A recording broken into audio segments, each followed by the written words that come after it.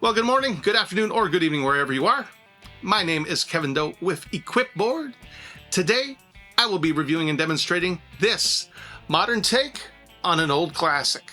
The pedal that I'm holding right here is the Boss CE-2W chorus pedal, released in 2016 as part of the Waza Craft series to celebrate Boss's 40th anniversary. This is a modern retake on one of the world's first analog chorus pedals. Now, back in 1976, Boss released their first ever effects pedal, which was the CE-1 Chorus and Vibrato. It was also the world's first chorus pedal. The pedal offered chorus and vibrato sounds, sounded absolutely fantastic. However, it was not exactly the most pedalboard friendly pedal out there. It was kind of large. A few years later, and after I'm sure a few demands by players to offer something a bit more compact that sounded just as good, in 1979, Boss released the CE-2 chorus pedal. The original CE-2 was also an all-analog chorus pedal based around a Bucket Brigade chip. And like the Waza Craft pedal, it only had two controls. We had a rate knob, which controlled the speed of the modulation, as well as a depth knob, which controlled the intensity of the effect.